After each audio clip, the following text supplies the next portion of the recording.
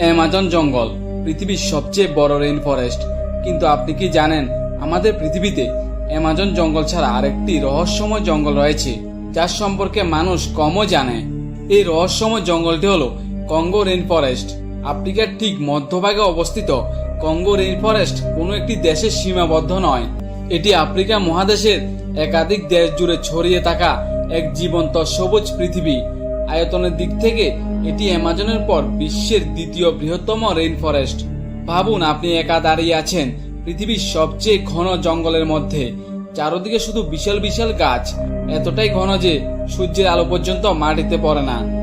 আপনার মোবাইলে কোনো নেটওয়ার্ক নেই, জিপিএস কাজ করছে না, সামনে পেছনে সব পথ দেখতে একই রকম। আর ঠিক এই মুহূর্তে আপনি বুঝতে পারলেন আপনি পথ হারিয়ে ফেলেছেন। এই জঙ্গলে পথ হারানোর অর্থ শুধু হারিয়ে যাওয়া নয়, বরং প্রকৃতির সাথে এমন এক লড়াই শুরু হওয়া যেখান থেকে জীবন্ত ফিরে আসা প্রায় অসম্ভব। আপনাদের স্বাগতম কঙ্গো রেইন ফরেস্টে, আফ্রিকার হৃদয়ে লুকিয়ে থাকা এমন এক পৃথিবী যেখানে মানুষ নয় প্রকৃতিও শেষ কথা বলে। পৃথিবীতে যখন রেইন ফরেস্টের কথা বলা হয় তখন সবার আগে অ্যামাজনের নাম আসে, কিন্তু খুব কম মানুষই জানেন অ্যামাজনের পরেই রয়েছে আরেকটি বিশাল সবুজ সাম্রাজ্য যার নাম হলো Congo basin rain forest. Africa মহাদেশের প্রায় 20 লাখ বর্গ কিলোমিটার জুড়ে রয়েছে এই জঙ্গল। এই জঙ্গল এত বড় যে এর ভিতরে একসঙ্গে কয়েকটি দেশ অনায়াসে জায়গা করে নিতে পারে। মহাকাশ থেকে এই জঙ্গল দেখলে মনে হয় পুরো মধ্য আফ্রিকার বুক জুড়ে কেউ যেন সবুজ রঙের বিশাল এক চাদর বিছিয়ে দিয়েছে। কিন্তু এই সবুজ সৌন্দর্যের আড়ালে লুকিয়ে আছে এমন এক পৃথিবী যেখানে প্রতিটি রাস্তা হতে পারে আপনার শেষ গন্তব্য। কঙ্গো রেইন ফরেস্টকে পৃথিবীর অন্যতম রহস্যময় জঙ্গল বলা হয়, কারণ আজও এই জঙ্গলের অনেক অংশে কোনো মানুষের পা পড়েনি। ভাবতে পারেন, যেখানে আমরা মঙ্গল গ্রহের বিভিন্ন জায়গা সম্পর্কে জানতে পারছি, সেখানে আমাদের পৃথিবীতে এমন এক জায়গা রয়েছে যেখানে এখনো বিজ্ঞানীরা পুরোপুরি পৌঁছাতে পারেননি। প্রতি বছর গবেষকরা এই জঙ্গলে নতুন নতুন উদ্ভিদ, নতুন কীটপতঙ্গ, এমনকি বিভিন্ন ধরনের নতুন নতুন প্রাণীর সন্ধান পাচ্ছেন। যদি কঙ্গো রেইন ফরেস্টকে একটি জীবন্ত প্রাণী ধরা হয় তাহলে তার হৃদয় হলো কঙ্গো নদী। প্রায় 4700 কিলোমিটার দীর্ঘ এই নদী আফ্রিকার দ্বিতীয় দীর্ঘতম নদী। এটি পৃথিবীর সবচেয়ে গভীর নদী। কিছু জায়গার গভীরতা 220 মিটারও বেশি। এই নদীর জলের নিচে এমন শক্তিশালী স্রোত রয়েছে যা আজও বিজ্ঞানীদের বিস্মিত করে। পানি প্রবাহের দিক থেকে এটি অ্যামাজনের পরে দ্বিতীয় দীর্ঘতম নদী। লক্ষ লক্ষ বছর ধরে এই নদী শুধু পানি নয়, জীবন বহন করে চলছে। হাজার হাজার প্রাণী, অসংখ্য গাছ এবং লক্ষ লক্ষ মানুষের জীবন এই নদীর উপর নির্ভরশীল। এই জঙ্গলে এমন কিছু প্রাণী রয়েছে যারা কঙ্গো জঙ্গলকে পৃথিবীর অন্যতম বিপজ্জনক জঙ্গলে পরিণত করছে। এই জঙ্গলে রাজত্ব করে সিলভার ব্যাক গরিলা।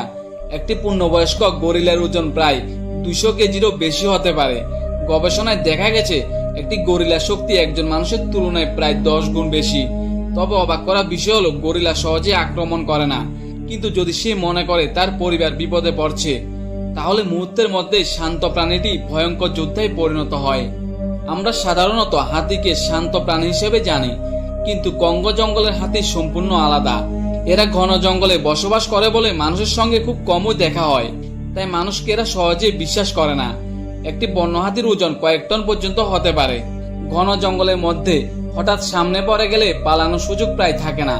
এই জঙ্গলে ভ্রমণ করতে এসে অনেক যাত্রী হাতির আক্রমণে নিজের প্রাণ হারিয়েছেন। কঙ্গো নদীর জলের নিচে বাস করে একটি বিশাল আকারের নাইল কুমির। 5 থেকে 6 মিটার লম্বা এই শিকারী ঘন্টার পর ঘন্টা এক জায়গায় স্থির হয়ে শিকারের জন্য অপেক্ষা করে। তারপর 1 সেকেন্ডেরও কম সময়ে শিকার আক্রমণ করে টেনে জলের নিচে নিয়ে যায়। এই নদীতে এসে এই প্রাণীর সাথে দেখা হলে সেখান থেকে বেঁচে ফেরা প্রায় অসম্ভব। কঙ্গো জঙ্গলের সবচেয়ে ভয়ঙ্কর প্রাণীর তালিকায় যে প্রাণীর নাম প্রথমে আসে সেটি হলো গেবুন ভাইপার। এই সাপটিকে দেখতে পাওয়া খুবই কঠিন, কারণ এর শরীর শুকনো পাতা রঙের সঙ্গে এতটাই মিশে যায় যে অনেক সময় এটি আপনার পায়ের নিচে পড়ে থাকবে আর আপনি বুঝতে পারবেন না। এই সাপের বিষ অত্যন্ত শক্তিশালী। এর দাঁত প্রায় 5 সেন্টিমিটার পর্যন্ত লম্বা হতে পারে, যা পৃথিবীর বিষধর সাপগুলির মধ্যে অন্যতম। কঙ্গো রেইন ফরেস্ট পৃথিবীর অন্যতম ম্যালেরিয়া প্রবণ অঞ্চল। এখানে বাস করে অ্যানোফিলিস প্রজাতির মশা। এই মশার শরীরে বহন করা প্লাজমোডিয়াম নামের পরজীবী মানুষকে ম্যালেরিয়া আক্রান্ত করে। প্রথমে জ্বর, তারপর কাঁপুনি, এরপর শরীর আস্তে আস্তে দুর্বল হয়ে পড়ে, আর সঠিক সময়ে চিকিৎসা না হলে মৃত্যু পর্যন্ত হতে পারে। আপনি কি কখনো এমন একটি মাছের কথা শুনেছেন যার কামড়ে মানুষ দিনের পর দিন ঘুমিয়ে থাকতে পারে। এটি হলো টসে টসে মাছি। এই মাছির মাধ্যমে ছড়ায় আফ্রিকান স্লিপিং সিকনেস। প্রথমে জ্বর, মাথা ব্যথা, তারপর অস্বাভাবিক ঘুম, এরপর মস্তিষ্ক আক্রান্ত হতে শুরু করে। চিকিৎসা না হলে এই রোগ প্রাণঘাতী হতে পারে। কঙ্গো জঙ্গলের সব মাটি শক্ত নয়, অনেক জায়গায় রয়েছে বিশাল জলাভূমি, উপর থেকে দেখতে সাধারণ জমির মতো, কিন্তু পা রাখতেই আপনি কোমর পর্যন্ত কাদায় ডুবে যেতে পারেন। আর যদি একা থাকেন তাহলে বেরিয়ে আসা প্রায় অসম্ভব। এই কারণে একা এই জঙ্গলে প্রবেশ করা অত্যন্ত বিপজ্জনক। আমরা সবাই জানি অ্যামাজন জঙ্গলকে পৃথিবীর ফুসফুস বলা হয়, কিন্তু খুব কম মানুষই জানেন পৃথিবীর দ্বিতীয় ফুসফুস হলো এই Congo rain forest. Amazon rain ফরেস্টের মতোই কঙ্গো রেইন ফরেস্টও পৃথিবীর জলবায়ু নিয়ন্ত্রণে গুরুত্বপূর্ণ ভূমিকা পালন করে। এই জঙ্গলে কোটি কোটি গাছ বাতাস থেকে কার্বন ডাইঅক্সাইড শোষণ করে এবং অক্সিজেন উৎপাদনে গুরুত্বপূর্ণ ভূমিকা পালন করে। যদি এই বনাঞ্চল ধ্বংস হয়ে যায় তাহলে পৃথিবীর বাস্তুতন্ত্র বিপদের মুখে চলে যাবে। অনেকেই ভাবেন একটা জঙ্গল কেটে গেলে আর একটা গাছ লাগিয়ে দিলে তো হবে, কিন্তু বাস্তবতা এত সহজ নয়। একটি 300 থেকে 500 বছরের পুরনো রেইন ফরেস্ট কয়েক বছরে তৈরি করা যায় না, কারণ এখানে শুধু গাছ নেই, আছে কোটি কোটি কীট পতঙ্গ, হাজার হাজার উদ্ভিদ আর লক্ষ লক্ষ প্রাণী। আর এই রেইন ফরেস্ট প্রতিদিন লক্ষ লক্ষ কার্বন ডাইঅক্সাইড শোষণ করে। এই বন না থাকলে বায়ুমণ্ডলে আরো বেশি গ্রিনহাউস গ্যাস জমা হবে, ফলে পৃথিবীর তাপমাত্রা আরো দ্রুত বাড়বে। এর প্রভাব শুধু আফ্রিকা নয়, এশিয়া, ইউরোপ, আমেরিকা সব মহাদেশেই পড়বে। তাই এই কঙ্গো রেইন ফরেস্ট যদি হারিয়ে যায় তাহলে আমাদের সাথে সাথে পৃথিবীর অস্তিত্ব টিকে থাকতে অসম্ভব হবে।